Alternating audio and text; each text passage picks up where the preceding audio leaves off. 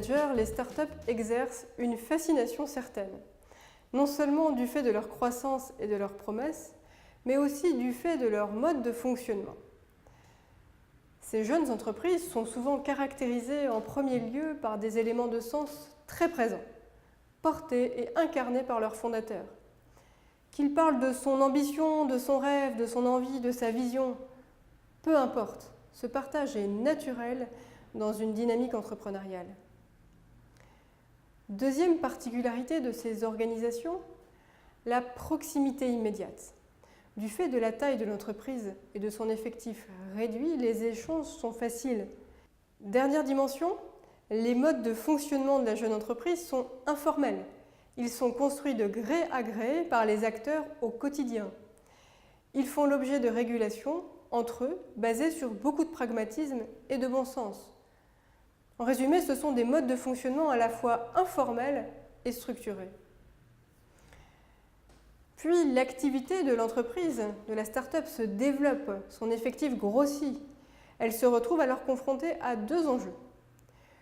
Le premier relève d'une préoccupation quasi identitaire pour le fondateur ou l'équipe initiale. Comment préserver et prolonger l'ADN de l'entreprise alors qu'il faut mettre sans cesse plus de cadres pour générer et maîtriser la croissance? Faire intégrer les traits culturels d'une entreprise à ces nouvelles recrues, quand elles ne représentent qu'un faible pourcentage de l'effectif, n'est pas déjà facile. Mais quand vous doublez régulièrement votre effectif, les choses se compliquent. Alors l'autre enjeu est plus opérationnel et renvoie à la cohérence de l'activité.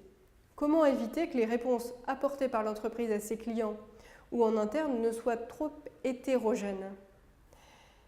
Dans cette phase de développement, pour répondre à ces enjeux, la start-up n'a que deux chemins possibles.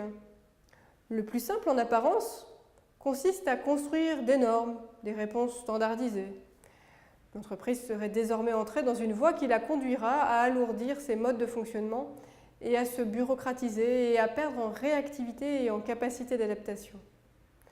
Procédures, règlements, normes, protocoles, reporting, contrôle, audit, gestion des risques sont des ingrédients qui, assemblés, constituent un dispositif cohérent dans l'entreprise bureaucratique.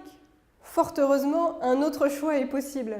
Partager largement le projet, l'ambition et travailler sur la cohérence des actes quotidiens avec eux. Dans cette phase de leur développement, les dirigeants de start-up sont souvent attentifs à ce que la souplesse des fonctionnements, l'initiative et la créativité de la phase pionnière ne soient pas écrasées par des procédures ou des structures rendues nécessaires par le développement de leur organisation, tout en convenant des méthodes les plus efficaces à adopter par le collectif.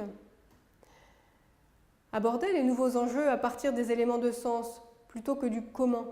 Trop souvent, en tant que client, nous sommes confrontés à des décisions, réactions, attitudes qui se révèlent absurdes en situation. Trop souvent, en tant que dirigeant ou manager, nous sommes confrontés aux rigidités et à l'absence de réactivité introduite par les procédures et structures. Les startups, quant à elles, nous montrent qu'une autre réalité est possible.